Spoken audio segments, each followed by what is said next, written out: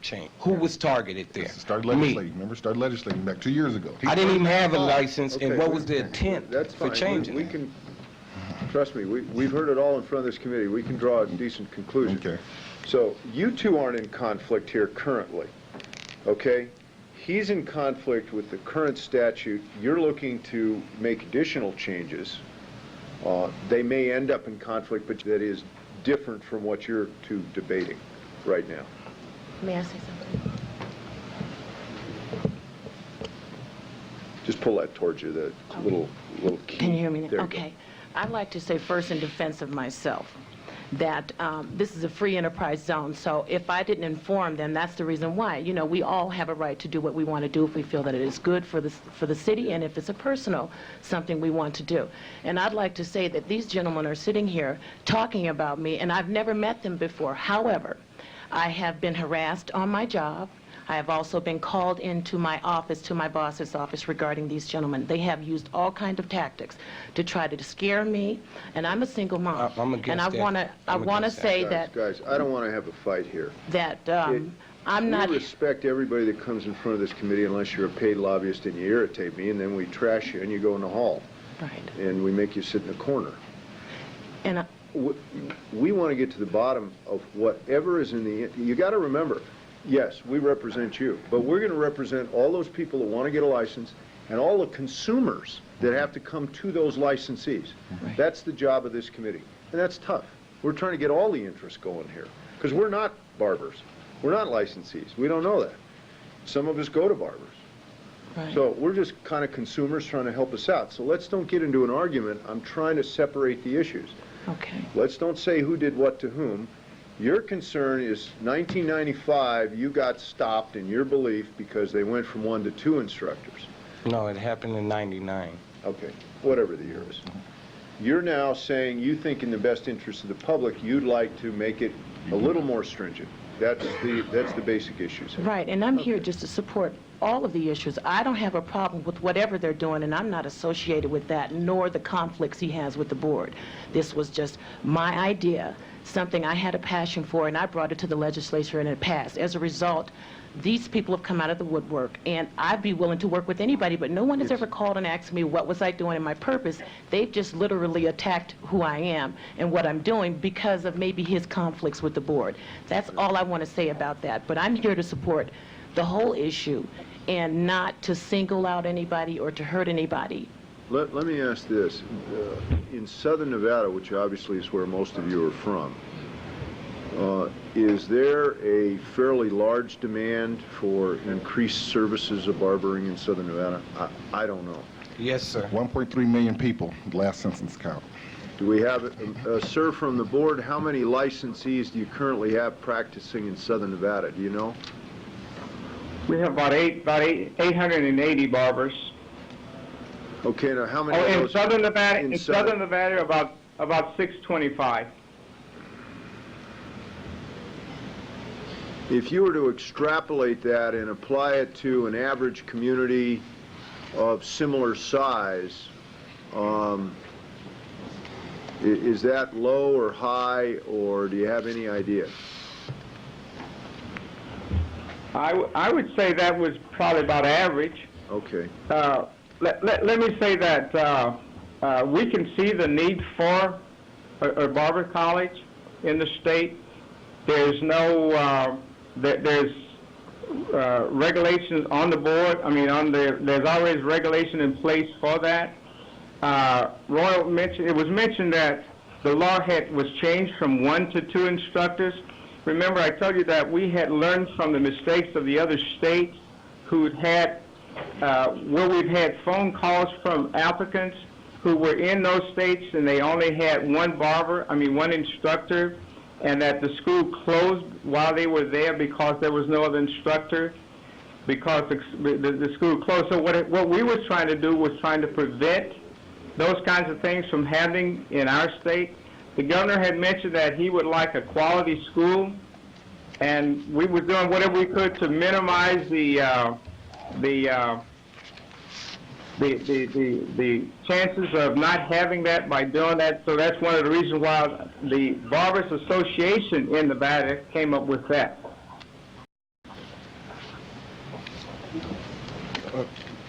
but that's the same board who strung him out. I'd like to mention something that probably would give a real good open mind to this whole situation. And on the worksheet, I don't know which page it is, but if you could turn to it, it'll say amend to. It's right in the front. And if I can get you to go down to where it says change to, what I like to see happen. And it says article number 2 on 643177 should read, have at least 2 instructors available at all times when the active enrollment of the school is over 25 students, and at least 1 instructor when the active enrollment is 25 and less, and the active enrollment is 25 less. It's a typo. It shouldn't say and, it just says have. Have 1 instructor or instructor and trainee on record with the board for relief in emergencies, which he's concerned about the welfare. With these applicants that I have of the pre-application, which was on February the 12th, I have documentation to show that. This bill wasn't submitted until February 19th. I have 5 instructor trainees, applicants, who wants to go to the school also. I mean, if there was a probation period, whatever, to meet the requirements of 2, yes, I would. But what this does is just stops me completely. I have a letter right here that states back. You're getting a little ahead of yourself. If this bill weren't here, okay, Ms. Hilton has nothing to do with this right now. If this bill weren't here, you're telling us you're stopped dead in your tracks, okay? So if you have an anger, please don't take it out on this lady. She didn't change it in '99. She's looking to do what she thinks is right for the future. But if you got an anger, don't take it out on her. No, I don't know her either. That is not my intent. If you want to get upset by being stopped, if the board brought that to us, and I don't remember, then get mad at the 7 of us. Well, some of us weren't here. Most of us were here. Or the 7 people in the other house, or the governor who signed it. That's who you get upset with, and that's who you address to fix it. If you get mad at the board, it's not real smart to get mad at the guys that license you. Right. Okay? Right. I don't want to get mad at DMV because they have my driver's license, which allows me to be in business, so I can't get too upset. But let's leave Ms. Hilton out of this. Well, it's like I'm stuck in a rock and a hard place, and the way I say that, I understand, but your rock and the hard place is with this body and that body, not with her. Okay. She has nothing to do with this. Okay. She's proposing other changes that may affect you, but the basic thing, let's assume for a second I call Mr. Arbery, who's been a dear friend since the day he got here, and say, Moose, I'm not processing this bill. You're still stuck. Yes, sir. I understand. So I think your focus needs to be on And you're right. Solution. on a solution to your problem. If you can work with Ms. Hilton, if you can work with the board, if you can find a solution to your problem, the committee is glad to entertain that. But we have a bill. Someone may have made a typo when they faxed you something, but the current law says 2, the amended version says 2, the first reprint says 2, so that's what we have to deal with. I don't know how you got that. No, this is not 99. This is dated. Okay, so I need to look at the first, I need to look at the original. Okay. Well, this must be the original. That's it. That's it. Thank you, Senator Carlton. Okay. She is our resident expert on boards. And I believe the reasons it was changed to was for the reasons that were presented earlier. Okay. Well, I pulled up and provided for the committee the cosmetology statute. You're all familiar with that, because it says, maintain a staff of at least 2 licensed instructors and 1 additional licensed instructor for each 25 enrolled, or major portion thereof over 50. A school of cosmetology must have at least 2 licensed instructors present and teaching at any time while the school is open. I understand it. And when I wrote to the change to, I put the reason why. A Okay. fine line. And the why, if I could just briefly read it, the change of the law, Article 2, was not changed with the intent to promote a barber school, but if they're looking at its welfare, neighboring states use 25-to-1 ratio student per instructor. Also, a fine line draws between instructors and supervisors because 51% of barbering training is hands-on haircutting. 41% is clinical fundamentals. That's just science and theory. Instructors communicate knowledge to teach, educate, give facts, information to on a particular matter, opposed to a supervisor who oversees, direct, manage its activity. And it goes on. Cosmetology deals primarily with advanced levels of chemical and which requires instructors for both clinical and practical work at all times. Examples is hair straightening, permanent waving, pedicures, hair coloring, etc. With barbering, it's not so. Barbering, as I said, 51% hair cutting. And if I have on record a barber that's had 5 years and he's going for his instructor's training, I am meeting that obligation because that's supervision. He can't visually recognize when someone is messing up a haircut. Now, when it has to do with chemicals, I'm giving them the fundamentals. That means each person that's coming in is not asking for a hair coloring opposed to the way that they do in cosmetology. Well, we're not experts in that area, but I'll tell you, most of the bad haircuts I've seen have a suit on and they're walking around here with a blue badge. So, you know, it's the only way I can understand it. Well, with a school, we can correct some of those mistakes. There you go. May I offer this also, Chairman?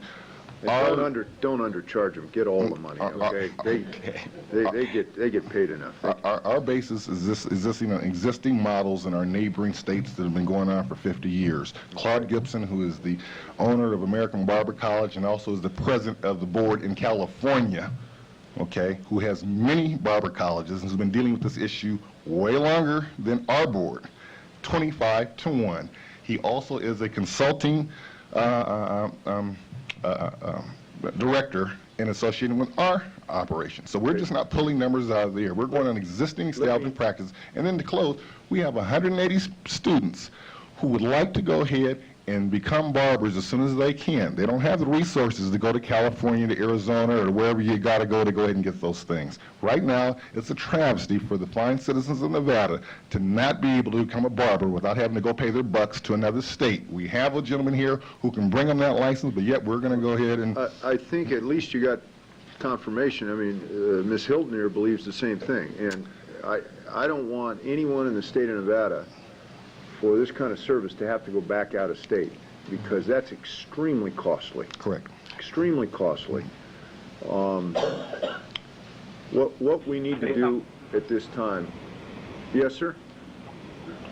When I get a chance, I'd like to say something. Okay, go ahead. I don't know what, I'd hate for everybody to be misunderstood by what we just heard about the neighboring states.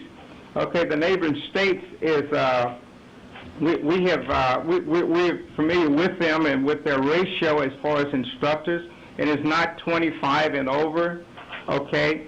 The other thing is that we're talking about bringing people in off the street who has no knowledge of even using the implements and what have you, turning those people loose to work on the public. We're concerned about having hands-on instructors for those people so that they can be protected. And so it's not like a classroom setting. We're talking about hands-on, where you're working with implements, razors and shears and things like that on people. And so that's our concern as far as ratio. The other thing is if there is no instructor, then these very people that we're concerned about getting in school, getting their training, who pay their money and they expect to get quality training, if they don't get it, then we're putting them at risk. And I think it's our responsibility to see that they are not at risk because of the lack of or what have you, not enough staff or whatever. That's our responsibility to try and ensure that these people get what they're paying for when they enter a barber college. Okay. So Senator, is that to say that right now a person has to go to California and be at risk to get a license? right now. Well, If right you'd now- have to go to California and be at risk, get a license, because Nevada's waiting for you to You protect you. mentioned- you California's going to be mentioned- at risk. You mentioned California. Some of our Don't some of our debate poor students, some of our students with the highest failure rates right now is coming from some of the places in California right now. Well, and I'd like to just add to that, Chairman, that if a student goes to California out of state to receive his training and come back to the state, and he does not pass the examination, he's subject to have to go back for a refresher score. I'm not even offered that. You know, I've submitted letters to the board. If you can suggest maybe me and the board could sit down and come down to a resolution, because I've wrote letters, I've asked them to, but they only want to do it in a normal course period. Let's do this. I think there's a breakdown in the line of communication between all the parties involved here. And we understand that. That's nothing derogatory. It happens all the time. We only have a few weeks left. I would like to repair that line of communication between this board, this group. I want to make sure it's good with this lady. I want to make sure this lady gets treated with the respect she deserves. You need a line of dialogue with her. You guys don't even know her. And we are going to have a work session next week, and I don't have my schedule in front of me. But do you think, today's Friday, do you think, because all of you, well, most of you from Southern Nevada, isn't that correct? Is there a chance that you'll all be able to communicate, say, between now and Wednesday? And then you don't have to come back up here, you can just go to the Grant Sawyer building, and then we can pick this up on a work session? I'm willing. I always been sacrificed willing. this far. I'm We've always willing been to willing. sacrifice on Well, a few going. more days is not going to Right. change things. I would think that the primary dialogue would be between Mr. LaShore and the board, since that's the entity that's doing the legislation. She's And- proposing something that's, And I agree, but I also want to make sure that she has an opportunity that she deserves. That's fair. well, I guess we all agree that we want a school, so we don't, no disagreement there. So Yeah, if we do one and let's she does figure one, out then how to do that. okay. Let's try to figure out to protect, to keep the quality level of the licensees up who are going to be coming out of these schools and applying for a license, and as well as protect the interests of the consumer. Can I ask one question before you close out? 'Cause I can sense it coming. Ms. Hilton had mentioned that she wants to open a school. I mean, has the board, and if she's in, and the board is for the changes, but I was wondering, I've submitted an application to the board with no response, and I kind of figure that until these changes I'm not going to get that request for the application. Well, let's which ask is him now, called. right now. Mr. LaShore, And- can he get an Well, application? Mr. Shore, I think the point is that you can't base a response on what may or may not pass. If someone sends you a request for an application, you have to respond based on what's on the law. Is He that can- fair? I'm just He saying can get that an I have. application. Okay. And He I doesn't wonder- need, the application's got nothing to do with the legislation. He can pick up an application. I mean, have she submitted one? No, she Have hasn't. she inquired? Not to my knowing, she haven't. Has she inquired? Well, I don't know whether that's No. relevant to anything. Okay. The point is, if this bill doesn't pass, she's under the same requirements as the current law would state that Sure. you're saying affects you. One last matter in closing, Senator, and you've been excellent, and we'll let you go. Mr. Byron has just paid $250 to renew his license. Okay? You know, he just got it in November, but you know, the law. Which license? The The instructor's teaching license. li- The okay. instructor's license. He got it in November. Now, our reading, according to the Barber book, says that the fee can be up to $75 and no more. The board has the discretion to go ahead and price it anywhere within there. Any over $75, obviously, got to come back and change some laws. Well, in the letter that he got from the board, they requested $250 for him for his license application. He said, well, the book only says 75. He said, well, we're going to be proposing to change that, so pay the $250 now. Is that a fair articulation check. of what's occurred, Mr. Shore? No, that's not true. It's already been approved, and that's what he was informed, that it had already been, the fee had already been set, But and he has I been, only received a proposed, this was just a proposed letter of what they wanted to do. And when I researched it, it didn't come up, it's been changed. So I was just arguing, the only Well, argument. you got three people talking at once. What is the current law with regard to renewing an instructor's license? The current law reads, Mr. Shore, what's the current law? Right now, it's 250. It's 250. it's not reading that.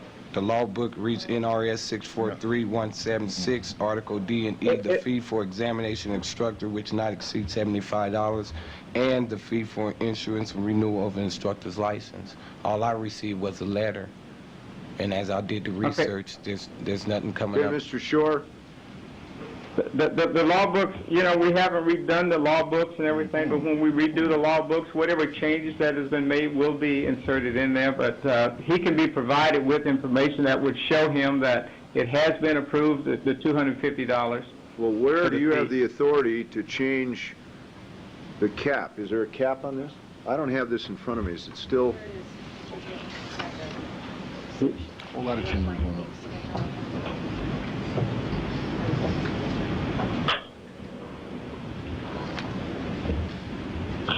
The article again is 643, NRS 643167.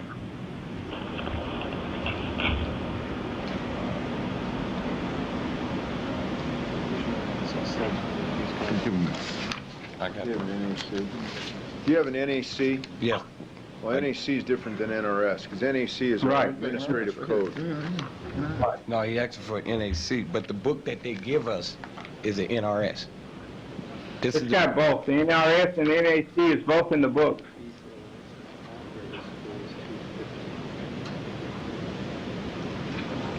that's the wrong And one. according to that NAC, I think 250. according to the NAC, we have Not for the right to do that.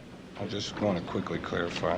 But that's for the fee to operate a bar. Yeah. Exactly, that's for school, They- not for the instructor. They're both separate.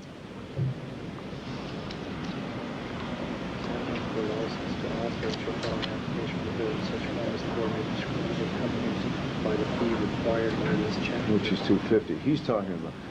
Now, are we talking about two separate things?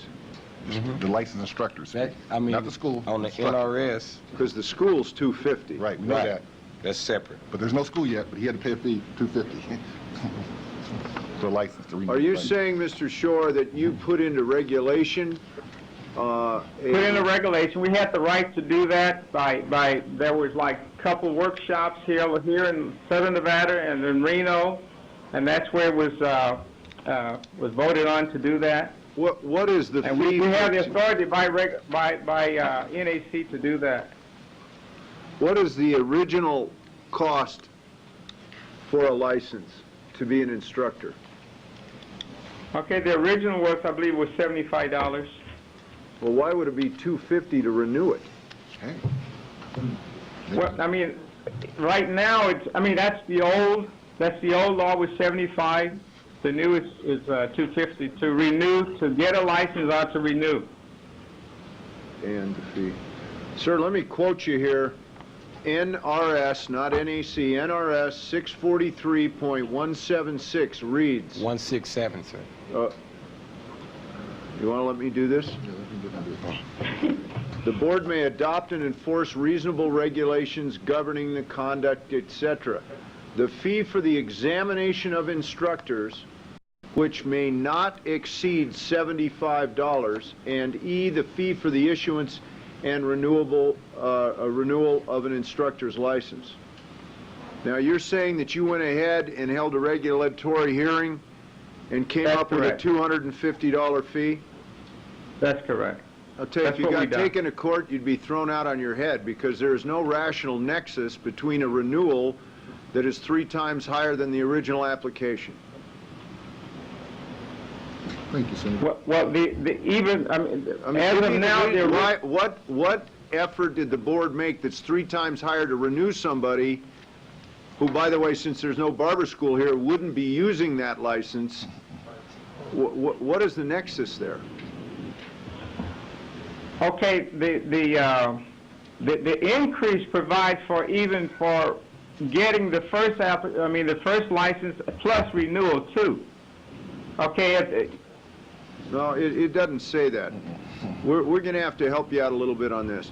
what I'm going to ask you to do, because we got to move on, we've got other things, I'm going to ask the parties involved to have a line of communication over these, but I can tell you that when the law says the initial application is $75, you can't change that. Now, you may be able to draft a regulation currently to set a fee for renewal that is currently not capped in statute, but you can't change the original one.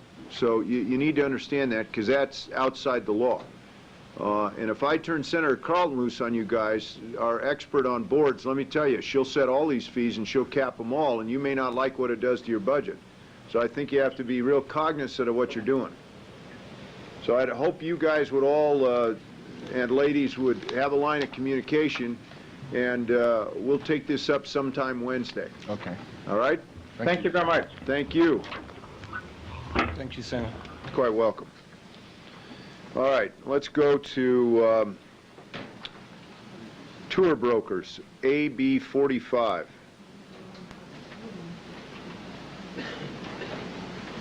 $245. What did I say, 45? $245. Would you like me to give Ms. Bonjani? Mr. Not if we can help it. Sit down. Well, these are work sessions, and I think the professionals are here. I see Ms. Manning-Jarman, and I would hope that since she's the one that's going to have to implement this stuff, I think her expertise is... It's like me going over there and speaking for the PUC. I don't think I want to do that. I don't know, who is here on AB 245?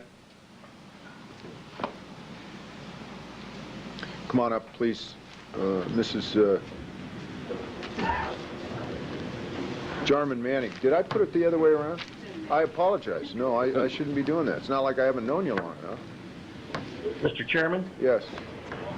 Yes. Barry Correa for the record. Sir, we have not received a copy of what you have in front of you yet. Apparently FedEx has not arrived. And I was wondering, since it's only a 6-page bill, if it could be faxed down. Why don't we do this?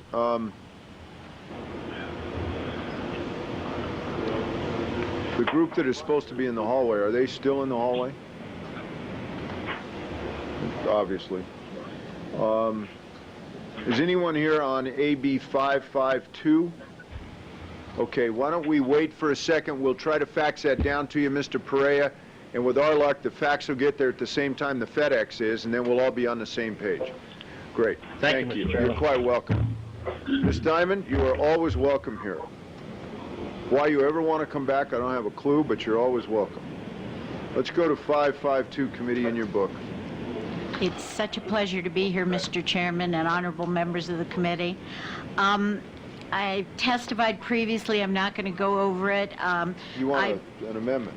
I actually would like to see the bill disappear. The bill started out as a factory housing bill, about 38 words, just to make a clarification. To tell you the truth, the amendment that was placed on it in the Assembly, I testified to the fact that I think that there are dangers involved.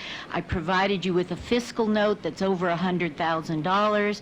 I provided you with something from the National Modular Building Institute that says they oppose the bill. Mr. Thompson testified on behalf of the workers of Nevada that they oppose the bill as amended, and frankly, I just as soon see the whole bill go away. I attempted to make an accommodation to the two people who are making the objection and made the amendment. They represent the teeniest portion of the commercial coach industry. I offered to them to make any accommodations that did not impose any problems on safety. I suggested a 10-day exemption, which would take care of temporary placements like the air races or the modular model airplane races in southern Nevada. One company, Sandy Hut, accepted that, Mr. Test's client. Mr. Lendell's client comes back with yet another amendment. This is the 4th time they've adjusted it down, but they still want 90 days. 3 months is a lifetime when safety is involved. Also, they want these units to be up to 2,000 square feet. I had suggested 1,000. A double-wide unit holds a lot of people and puts more people